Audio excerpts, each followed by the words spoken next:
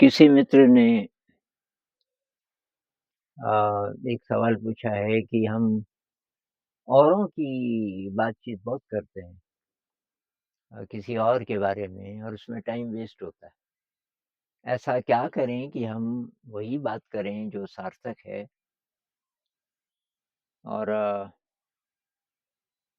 तो ये तो है, ये बहुत बड़ी समस्या है। 2 लोग जब बातचीत करते हैं, तो आप देखोगे कि अक्सर अ, वो किसी तीसरे व्यक्ति के बारे में और ज़्यादातर कुछ न कुछ गड़बड़, जिसको बैक बाइटिंग बोलते हैं ना, पीठ पीछे निंदा। तो वो है एक उसका एक रूप ये है और इसमें फिर बहुत टाइम वेस्ट होता है। तो ये जो मेडिटेशन कोर्स करते हैं उसमें एक शील ही समझ लीजिए इसका भी पालन करना पड़ता है। वो बोलते हैं कि भई अ, चलो उसके अंदर वहाँ तो बातचीत करते नहीं हैं, पर जब आप घर जाओगे, अभ्यास करोगे तो आम ज़िंदगी में इससे बचिए, बैक बाइटिंग से बचिए। और जो सेवा करने वाले हैं वहाँ ध्यान केंद्र के अंदर, तो वो तो बोलते हैं, उनको बोलना पड़ता है। तो उनको ये बहुत स्पेशल इंस्ट्रक्शन दी जाती है कि भई आप किसी की आलोचना नहीं करोगे, ना व्यक्ति की, ना व्यवस्था की। उसका समाधान ढूँढोगे। तो ये जो आलोचना करने वाला है ना, इसमें भी कोई रस है, नेगेटिव रस। जैसे लोग नशा लेते हैं, ड्रग्स लेते हैं, तभी उनको लगता है कि थोड़ा-सा ज़िंदगी में रस आएगा। क्योंकि जो अच्छे वाला रस है उसके लिए बहुत मेहनत करनी पड़ती है। उसके लिए तो फिर क्रिएटिविटी चाहिए, अच्छे गुण चाहिए, अच्छी चीज़ें आप पढ़ो। लेकिन गड़बड़ के लिए कुछ नहीं चाहिए। जैसे कमेंट में भी होता है ना, मेरे लिए तो नेगेटिव कमेंट बहुत कम आते हैं, लेकिन कभी-कभी आ जाते हैं। तो वो कमेंट से साफ पता चल जाता है कि इस आदमी को बात समझ नहीं आ रही है और अभी आएगी भी नहीं तो इसको कुछ भी बोल के कोई फ़ायदा नहीं। कुछ लोग ऊट-पटांग सवाल पूछते रहते हैं और उन सवालों के पीछे जो उनका मन है वो ऐसे वाला है कि आप गलत बोल रहे हो और मैं ठीक हूँ। तो कबीर साहब बोलते हैं ना एक दोहे में कि भई जिसकी जितनी बुद्धि है वो उतना ही तो बोलेगा। इसलिए नाराज़ नहीं होना चाहिए। तो ये कभी-कभी नेगेटिव कमेंट्स मेरे लिए भी आ जाते हैं और मुझे वो अच्छा लगता है। उससे अपना टेस्ट होता है कि मैं अब कैसा रिएक्ट करूँगा। तो कोई भी कैसा भी कमेंट करे, मैं उसको आई लव यू बोल देता हूँ। वो हार्ट बना रहता है ना, तो उस पे मैं क्लिक कर देता हूँ कि भाई तेरे से भी प्यार है, मुझे मालूम है तू कहाँ से बोल रहा है और उसके लिए प्रार्थना करता हूँ कि हे ईश्वर, हे अल्लाह अ, ये इंसान है इसको थोड़ा-सा सुबुद्धि दे। इस चैनल पे हम इतनी सारी बातचीत कर रहे हैं ध्यान की, क्रिएटिविटी की और ये या तो सुन ही नहीं रहा है या इसको समझ ही नहीं आ रही है। तो ख़ैर, तो 2 लोग जब बातचीत करते हैं तो क्या करके आप उससे बचो? पहली बात, अगर आपको पहले से पता है उस आदमी का, कोई इंसान आया, आपको मालूम है अब ये फालतू बोलेगा बहुत ज़्यादा, कोई और काम ढूँढ लो, कोई एक्सक्यूज़, चाहे झूठ ही बोलना पड़े क्योंकि आप इतनी बड़ी गड़बड़ से बच जाएँगे।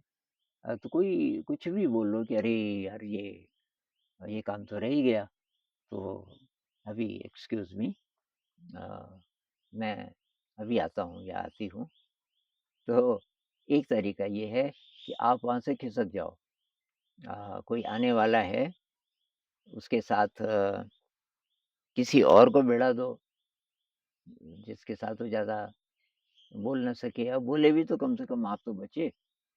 अ, तो यहाँ मैं अब यहाँ बैकबाइटिंग वाला तो नहीं, लेकिन जैसे कि वो बात मुझे मेरे लिए सार्थक नहीं है। कोई आ जाते हैं कभी-कभी पुराने जानकार। अब मुझे मालूम है कि ये व्यक्ति बहुत देर तक बैठा भी रहेगा, अब इधर-उधर की बात करता रहेगा, जो निरर्थक है, मैं कैसे बचूँ? तो मेरे लिए तो अच्छा है, यहाँ बहुत सारे टीचर्स हैं, तो मैं जैसे अब मुझे ही मिलने आया वो व्यक्ति, तो मैं आता हूँ, नमस्ते वगैरह करता हूँ, फिर मैं बोलता हूँ कि अच्छा मैं चाय-वाय देखता हूँ आपके लिए, बैठो आप, और किसी टीचर को बिठा देता हूँ। बस और उसके बाद मैं गायब हो जाता हूँ। तो कोई ना कोई युक्ति ढूँढनी पड़ेगी। कभी-कभी जब आप खिसक नहीं सकते, तो टॉपिक बदल दीजिए। वो दूसरा व्यक्ति किसी और व्यक्ति के बारे में गड़बड़ बोल रहा है, मान लीजिए, आप टॉपिक बदल दीजिए कि भई यार मैं तो बहुत परेशान हूँ उस न्यूज़ से, कि कौन सी न्यूज़? कि एक न्यूज़ आई है ना क्लाइमेट चेंज आपने सुना? वो बर्फ़ पिघलने वाली है ग्लेशियर्स की और उसमें कई शहर डूबने वाले हैं और जिसमें एक ये बॉम्बे भी है, आजकल क्या बोलते हैं मुंबई शायद, और वहाँ तो मेरे मामा जी भी रहते हैं और अब ये टॉपिक बदल गया, इस पे शायद वो ज़्यादा बोलेगा नहीं, क्लाइमेट चेंज पे बोलने के लिए तो थोड़ा ज्ञान भी चाहिए ना। तो ये जैसे ही टॉपिक आपने बदला तो वो फिर वापस वापस वहाँ तुरंत नहीं जा पाएगा। एक ये भी तरीका है और एक और तरीका है कि कोई क्रिएटिविटी में लगा दीजिए उस आदमी को भी, आप क्रिएटिव हो, आप डांस करते हो। मैं एक घर में गया, जहाँ वो हस्बैंड वाइफ की ज़्यादा बनती नहीं थी और उनका छोटी-छोटी बातों में ये हो जाता था, तकरार हो जाता था। तो उनकी बेटी थी जो डांस सीख रही थी। जैसे उसको लगा कि अब ये काफ़ी देर तक बड़बड़ाने वाले हैं, वो एकदम गाना लगाए, ये जो क्लासिकल होता है जिस पे डांस करते हैं और उसके साथ भरतनाट्यम करने लग जाए। अब बस इनको चुप होना पड़ता था, उनकी आवाज़ दब जाती थी। तो कुछ न कुछ करके ये करना पड़ेगा। तो ये है बहुत लोगों का रस है, निंदा रस कह लीजिए। ये रस होते हैं ना जो अच्छे इंसान हैं, जिनका चित्त अच्छा है, तो उनके लिए तो ये जो भरत मुनि जी ने रस का सिद्धांत दिया, ये करुण रस, वात्सल्य रस, ये चीज़ें हैं कि इस साहित्य में ऐसा है, इसमें ऐसा है। ऐसे ही जो जिसकी लो वाइब्रेशन है, निंदा रस, वो उसमें रस लेता है, निंदा करने में किसी की। नहीं तो ज़िंदगी में उसको उदासी-उदासी सी लगती है। कुछ लोग कहते हैं कि ये अखबार सुबह-सुबह क्यों पढ़ते हैं बहुत सारे लोग? शायद इसलिए कि उसमें नेगेटिव न्यूज़ होती है। नेगेटिव न्यूज़ पढ़ के लगता है कि अच्छा भई मैं भी तब तो मैं ठीक हूँ। मेरी ज़िंदगी जैसी भी है इतनी खराब नहीं है, मेरे से खराब तो इतने सारे लोग हैं। अब मान लीजिए ऐसे न्यूज़पेपर छपने लगें, जिसमें प्रेरणादायक कहानियाँ हों और जिसमें अ, ऐसे-ऐसे लोगों के बारे में हो, जो बहुत अच्छा काम कर रहे हैं समाज के लिए। जैसे पांडुरंग शास्त्री जी हैं और इस तरीके के लोग, तो तब क्या होगा कि न्यूज़ है भई कि एक आदमी है, जो वेस्ट खाना जो मतलब बच गया होटलों से, पार्टियों से, वो सब इकट्ठा करता है और वो गरीबों को देता है। ऐसे कुछ लोग हैं आजकल। एक युवा के बारे में मैं पढ़ रहा था जिसने मल्टीनेशनल कंपनी से जॉब छोड़ा, बहुत अच्छी जॉब थी, वो छोड़ के वो ये काम करने लगा। ये खाना इकट्ठा करना, 5 स्टार होटल्स, बड़े-बड़े होटलों से, पार्टियों से, अ, जब पार्टी खत्म हो गई, अब होटल बंद होने का टाइम है रात को, तो जो खाना बच जाता है उसको फेंकते हैं वो लोग। वो उस फ़ोन करके पहले से बुक कर लेता है कि भई ये खाना जो है मेरे लिए रख देना प्लीज़, मैं ले जाऊँगा, और फिर उसके साथ और भी लोग हैं। ऐसी-ऐसी न्यूज़ अगर हो पूरे अखबार में, नेगेटिव है तो बहुत कम है, बाकी यही है, तब क्या होगा? तब मज़ा ही नहीं आएगा बहुत सारे लोगों को। और शायद इसीलिए अच्छी न्यूज़ कम छपती है क्योंकि अखबार वालों को तो चाहिए कि बिके और वही फ़िल्मों में भी है।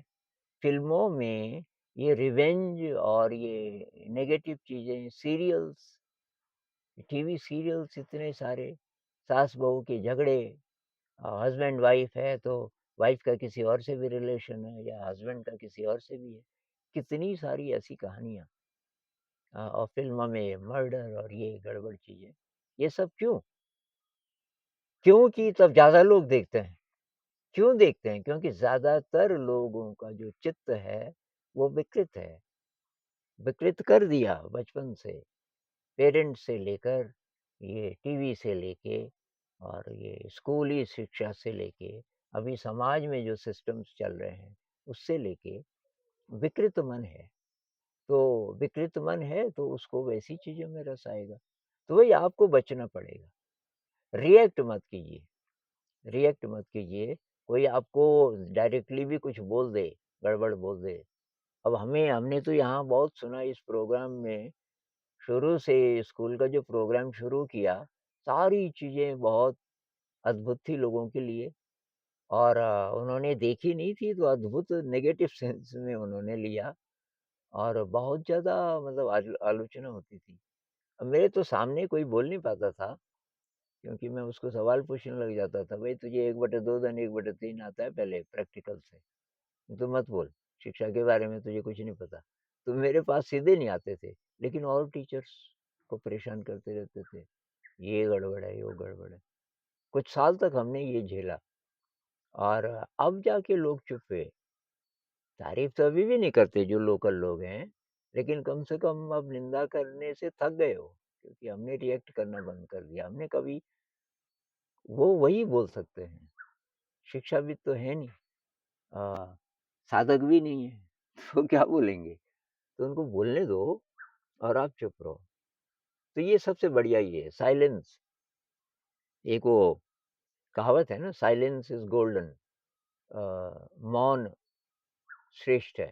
ऐसी स्थिति में आप चुप हो जाओ और वहाँ से खिसकने का कोई तरीका ढूँढो और नहीं कर सकते तो चुप हो जाओ। अब कितनी देर बोलेगा दूसरा? आप चुप हो जाओ एकदम।